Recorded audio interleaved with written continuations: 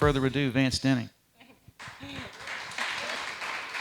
Well, I mean, we had shitty sales and marketing, and now I'm here. So I guess I got some big shoes to fill, maybe? I don't know. Or, I mean, just one step ahead would probably be a little bit better than what we had. But I will say, look, I wish we had Chris Nyheis here. His story, his passion, uh, the belief that he has in his company and what he's built is 15 years old. It's his baby. He loves it. And that's something that really, really intrigued me about this culture and this company. I've got a lot of colleagues here that I've worked with from my Access days, my CloudGenix days. They're in the room with me because, I mean, I follow the people. I really, truly look at the people in these companies when I make a choice to make a move. And I like the brand as well of like what the the Vigilant sign itself from an AIM perspective. I like that. That's what we do. That's what we focus on from a warfare perspective. But people were first for me when I started looking at Vigilant. And Nyheis, I mean, he won me over. But the second thing was the product. Does it actually work? Is it real? Is it just, is it vaporware from a discussion perspective? And I started talking with clients. I started talking with clients like Bill, who you'll hear from in a second here. What is it doing for you? Is it actually working? Can we actually offer unlimited incident response and have a shared risk model? I mean, I sat in these speed dating conversations a lot today, and I was like, we have a fully shared risk model with you guys, which means we step with you in the partnership. If something were to go sideways, we 100% take ownership of that with you. That's a big statement. Nobody else in the market is going to be able to say that to you. I do know that a couple of our competitors are actually starting to try to do that. They're going to put you in a tiered model. How much money are you actually spending? How much do you have with us? That's nice. But we truly are going to be able to step with you in this journey, and we're going to represent you more importantly. So Chris Taylor did mention that we've got clearances as part of our offering as well. And when it comes to incident response, or if we have to escalate on behalf of you, we walk in the room with you because of those clearances and represent you on behalf of Vigilant in your brand.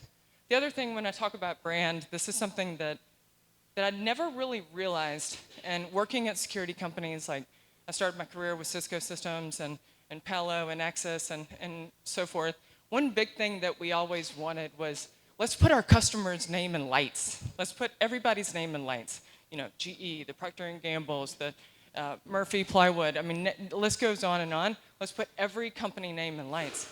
You will never see that from me or Vigilant or anybody else. We'll never represent and talk about your brand and who you are by name with any client in this room or anywhere else, or on our marketing or any sales campaign or anything. That is a risk. That is a major, major risk. So if you have the pleasure of being with us, you're safe, you're protected. We'll always protect you. But if you are with a competitor of ours, I urge you to go find out if your name's in lights, because that is a target. You are now a target for any threat actor across the country, because they know what you're using, they know how to use it, and they know how to break it, more importantly. So if that happens, please call us. We're here. We're here to help you, and we're here to show you, more importantly, and earn our stripes. Eli talked about chaos in the environment, and that's something that we lead with as well in our discussions with clients like yourself. There's chaos across your network. There's chaos in what you're doing on a daily basis. So how can we as Vigilant give you guys time back, number one, where you can start to sift through the hundreds of thousands of false positives that you're getting on your network, or the alerts that are coming across your team, and you have to spend hours and hours on low criticality items. Let's reduce some of that noise just from an alerting perspective, but also reduce some of the noise around the tools that you guys are using. Outsourcing your pen testing, outsourcing your red team engagements, having EDR with a different provider, having multiple different tools for management and detection. let's reduce some of the noise. Because the more and more we have, you guys know this as well as I do, the more we have on the network, the more exposure we're going to give to these threat actors.